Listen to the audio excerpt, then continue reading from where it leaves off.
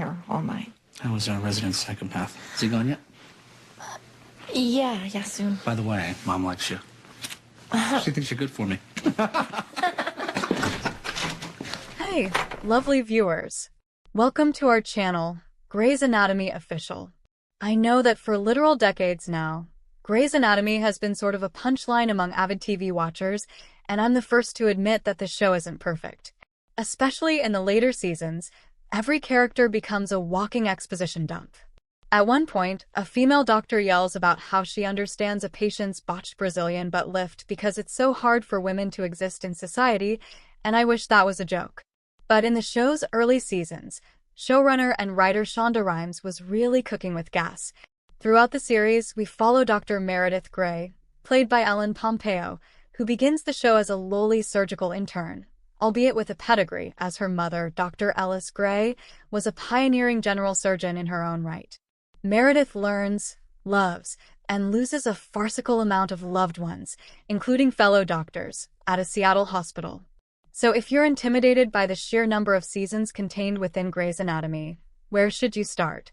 I'll be the first to tell you to just watch the damn show and then stop around season 14. Things get murky after that and never truly recover after the dreadful 17th season, which puts Meredith in a coma thanks to a severe case of COVID-19.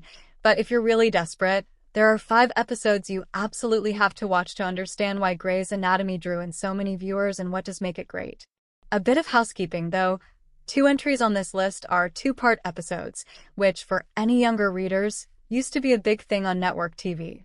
These stories are 2 halves of a whole, so it was necessary to include both episodes, especially because one of them might be the all-time best installment of Grey's Anatomy to ever air.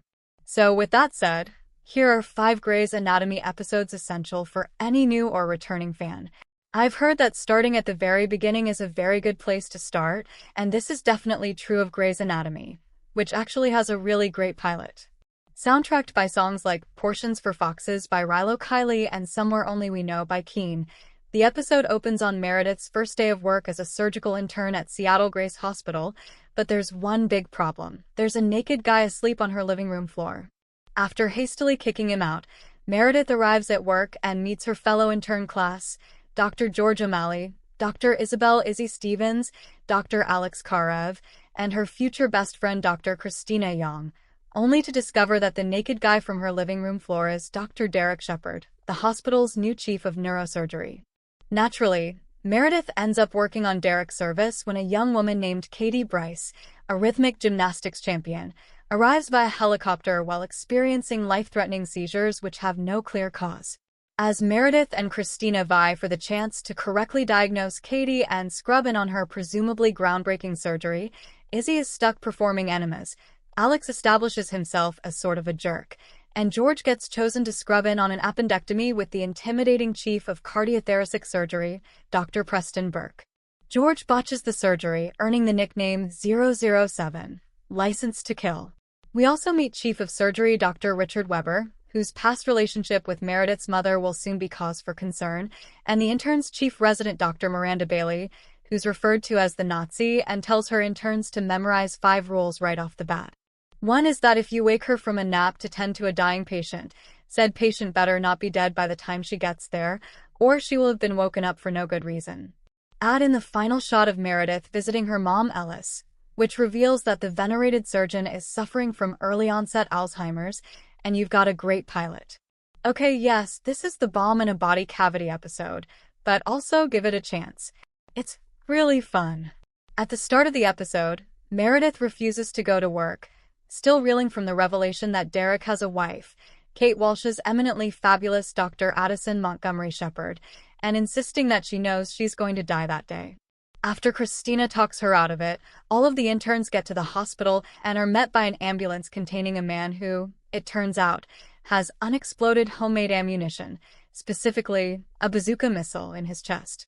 The paramedic whose hand is inside the patient and preventing him from bleeding out, Hannah, played by guest star Christina Ricci, is rushed to the operating room with Meredith and Burke while the rest of the hospital is put on code black, referring to a bomb.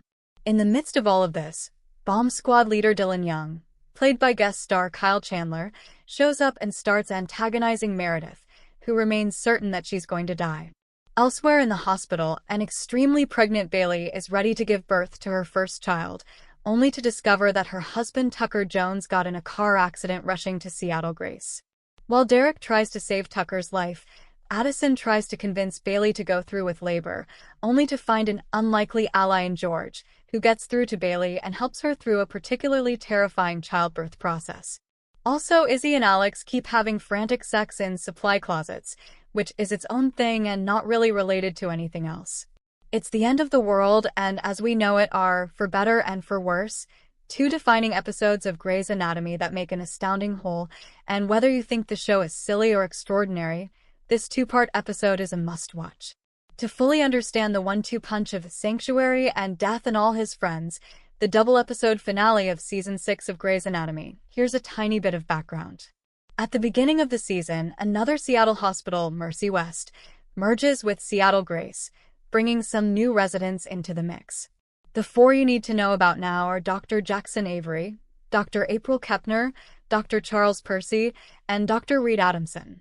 The other important point here is that, previously in Season 6, a man named Gary Clark brought his wife into the hospital, only for her to suffer complications during surgery.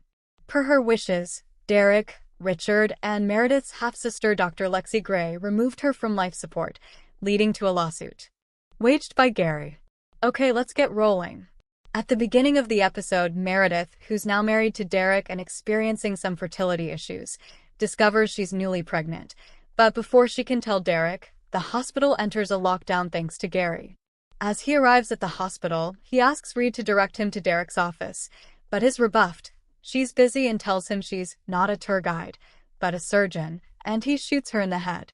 After then shooting Alex, who stumbles on the crime scene, Gary goes on a spree, fatally wounding Charles and leaving Miranda and her patient Mary Portman, played by Mandy Moore, to try and save him. April discovers Reed's body and, ultimately, leads Gary directly to Derek. After Gary shoots Derek, Meredith and Christina rush him to the operating room, only to meet Jackson en route and discover that no attendings are available to save Derek's life. Christina, who has a particular talent for cardiothoracic surgery, is left to save Derek, and is thwarted when Gary enters her operating room and demands that she stop surgery and let Derek die.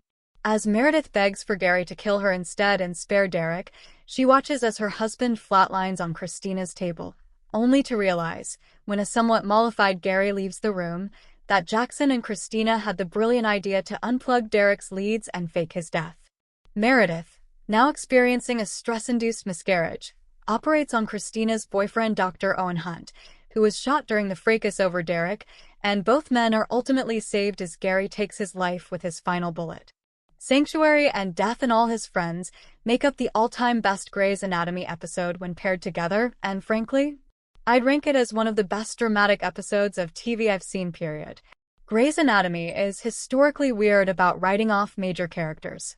Some, like Alex Karev, vanish into thin air because their actors simply want to leave the show.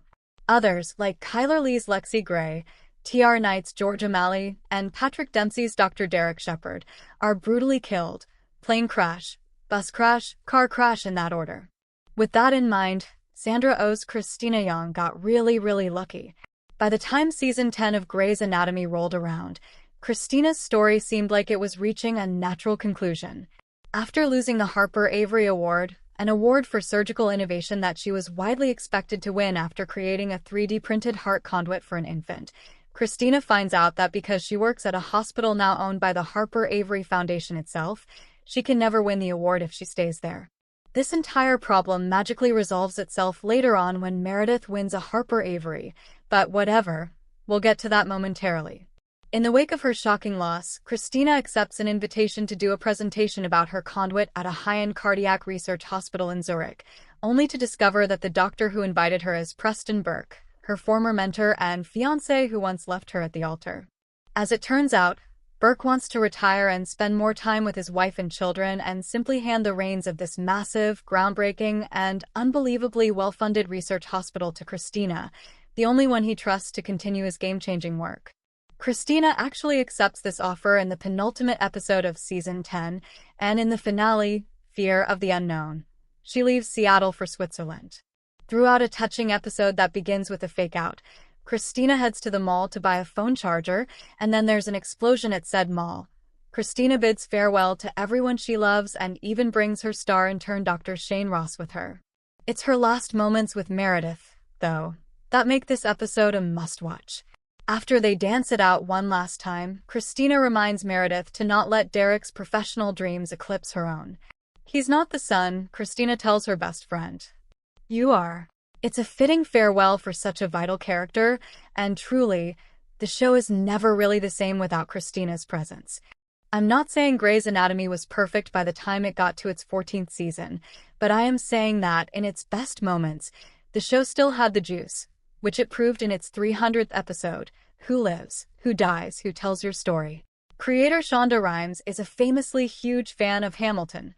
As Meredith and Jackson prepare to fly to Boston for the Harper Avery Award ceremony, where Meredith is the frontrunner to receive the award thanks to her recent abdominal wall transplant, she notices something strange. When patients arrive at the hospital after a roller coaster derailment at a local fair, Meredith and Alex are unsettled by the fact that the two people stuck in the rail car, Cleo Kim and Gregory Williams, look and act almost exactly like Christina Yang and George O'Malley, both of whom are long gone at this point. This only gets weirder when their friend Liza Simmons, who's pregnant and looks and acts like Izzy Stevens, shows up to reveal that all three of them are second-year residents at Seattle Presbyterian. Despite pleas from Jackson, his mother Catherine Avery, and all of her colleagues, Meredith stays in Seattle and skips the Harper Avery ceremony to help Gregory, whose neck needs to be held in traction, and Cleo, who is rushed into surgery when it's discovered that she has a massive puncture wound in her stomach. As her successful operation on Cleo concludes, Meredith, still in the operating room, and wearing Derek's signature scrub cap, which is adorned with ferry boats, finds out via a live telecast run by Jackson and Catherine that she won the award. Again, it's really not clear how the Harper Avery's ownership of what's now named Grey Sloan Memorial Hospital affects Meredith's win, but whatever. Standing in the oar, Meredith looks up at her half-sister Dr. Maggie Pierce, who happens to be the secret daughter of Meredith's late mother Ellis and her own daughter Zola Gray Shepherd, and sees a vision of Ellis, proudly clapping for her daughter. I actually can't imagine a better hour for the 300th episode of Grey's Anatomy than Who Lives, Who Dies, Who Tells Your Story. And now for some breaking news. Grey's Anatomy Season 22 buzz is heating up. Another day, another hint as to whether or not Grey's Anatomy is about to break some fans' hearts when it returns for the Season 22 premiere. For those who have been holding out hope that everyone might survive the finale explosion unscathed, well, this latest sneak peek doesn't exactly spell a happy ending, but some fans are still taking it to mean that the show will be merciful to one fan favorite. In a newly shared teaser for the upcoming October 9th episode, several characters can be seen reacting to the blast that closed out Season 21. Ben Warren fights his way into the hospital in hopes of finding Miranda Bailey, but is shoved back by a firefighter. Joe Wilson notes that Atticus Link Lincoln isn't answering his phone, and Catherine Fox asks whether there are any fatalities. Meanwhile, Amelia Shepherd is shown distraught and crying while Meredith Grey looks devastated as well. Several fans who reacted to the post on the show's Reddit fan page took the few seconds of footage to mean that Link is going to walk away from this. One fan wrote, "I still think Link will be a misdirect. Call me naive, but I just don't think they'd do that to Joe honestly. They might give him an injury or something, but I think he'll mostly be fine." The Amelia pictures/clips we've seen show her in big emotions though, so I am not too sure about Lucas. Another agreed. I agree. I think they want us to think Link is dying, but he won't. He could be injured, but I don't think he'll die. I'm much more focused on Amelia's reaction, which I agree leans more towards Lucas potentially being seriously injured. But I also don't see them killing him because we've had previous teasers about the new love triangle thing that they set up as continuing, so my guess is nobody is gonna die again. They're gonna make us sweat it, but they haven't seriously killed anyone off since DeLuca, and people were so pissed about that one I'm not sure if they're gonna go that way again. As the commenters noted, Grey's Anatomy hasn't taken out a series regular since the COVID-themed season 17, when Andrew DeLuca died. As a result, there have been some fan questions about whether it's overdue for the inertia of the show. One fan speculated, "I think they're gonna kill off one of the big guns like Weber or Warren. It's been a while since the show killed off a main. We'll have to tune in to find out." Behind the scenes, We recently learned something incredible about Grey's Anatomy's origins. Shonda Rhimes, the creator, recalled telling the ABC president that Grey's Anatomy couldn't be an all-white show. If not for her casting room intervention, Grey's Anatomy would have looked very different, specifically much whiter. In the new HBO documentary Seen and Heard, The History of Black Television, Rhimes shares how she did something people didn't do, in that she chose not to write any character's race into the Grey's pilot script. So she was dismayed when she was presented only with white actors to cast. She shared, "I kept saying, like, where are all the actors? They would keep sending us these actors who all look the same, who are white." I remember standing up in the room and turning around and looking at the president of the network at the time and saying, "I'm not going to have an all-white show." According to Rhimes, everyone in the room was really startled and denied that that was the intention. So casting director Linda Lowy went out to the agents and said, "Listen, we want to see everybody." And this flood of actors started to come in. And it was really wonderful. We got to see all these actors who had never been considered for roles other than, like, in very small parts before. She added, "I just knew that I was not going to make a show that I would have been embarrassed to put on TV. I wasn't going to make a show for which I would have to turn to my parents and go, 'Yeah, it has an all-white cast, but that's how TV's made.' Like, how was I going to say that to my dad?" Rhimes has been candid about tensions with former ABC president Stephen McPherson and other network brass during the early days of Grey's. Her commitment to diverse casting truly reshaped television forever. And speaking of beloved characters, with Grey's Anatomy approaching its 450th episode, speculation is rising that Sandra Oh could return as Christina Young for one final reunion. As one of the longest-running medical dramas on TV, Grey's Anatomy has broken ground in dozens of ways, including bringing past cast members back to the series, with another chance to do so this season. Grey's Anatomy Season 22 is rapidly approaching, and while the series has had milestones in the past, this season's is the perfect moment to bring a veteran back to the show. After years of seeing past Grey's Anatomy cast members return to the show, which even the titular Meredith Grey has left, viewers are prepared for some familiar faces to come back during the monumental 450th episode. Moving into Season 22, Grey's Anatomy's second episode of the season will mark the halfway point to 500, and there's a chance viewers will see surprising characters. Known for major stars returning during milestone episodes, Grey's Anatomy has always been ready with a natural disaster, massive accident, or hospital-wide tragedy during its biggest episodes. While there may be high stakes for the show upon its return, it's also possible that Grey's could bank on a big return for its next milestone, keeping things exciting for longtime viewers. The milestone could usher Young back to her roots. With Grey's Anatomy's 450th episode coming quickly after its season premiere, the series could be looking to make a big impact with longtime viewers by bringing Christina Young back to her roots. While Young left the series after Grey's Anatomy Season 10, it's been speculated many times that her return could be coming soon, even for just an episode. Christina and Meredith's relationship was one of the most important of the series, and though their friendship has been referenced several times throughout the last 10-plus seasons of the show, they haven't shared the screen in over a decade. With Grey's Anatomy's 450th episode coming up, it could be the perfect time for Christina to return and reunite with Meredith.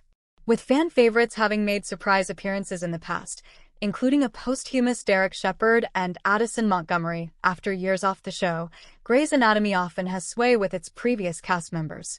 The 450th episode may be one of the rare opportunities, if not the final on-screen opportunities, for Young to return to Grey's Anatomy.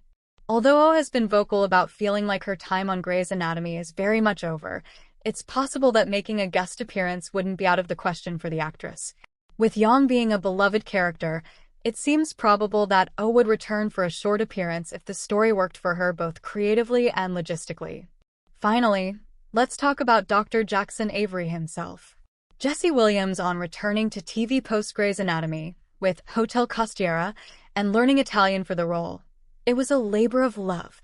After 12 seasons playing Drive Jackson Avery on Grey's Anatomy, Jesse Williams is ready to play a lead in a totally different realm, the international TV space. In new Prime Video Italy original Hotel Costiera, Williams, who left Grey's in 2021 but had guest roles on almost every season since then, plays an Italian-American former Marine named Daniel DeLuca, who is a problem solver in one of the most exclusive hotels in the world in Positano on Italy's iconic Amalfi Coast. He is a guest of the hotel owner because DD, as everyone knows him, is the only person who caught a glimpse of the man who may have kidnapped the owner's daughter. Therefore, he's the only person who may be able to hunt the kidnapper down. Aside from that storyline, DD basically solves a case in each episode. Alongside Williams, Hotel Costiera, which drops on Wednesday in the US, UK, Italy, and several other territories, features a rich ensemble cast. Williams spoke to Variety about how he became deeply involved in Hotel Costiera, on which he also serves as a hands-on executive producer. He shared that he was drawn to the character of Daniel, who is from two worlds, as someone who is American but biracial in a polarized country. He also wanted to explore global creativity. He admitted that learning Italian was tough for him but was a labor of love. He was very involved in the casting of every single member, and the comedic styles of the international cast made for a really cool kind of melange. It's exciting to see Jesse Williams taking on such a new and challenging role. Thanks for watching this video. Please hit the subscribe button and give this video a thumbs up. We'll see you next time.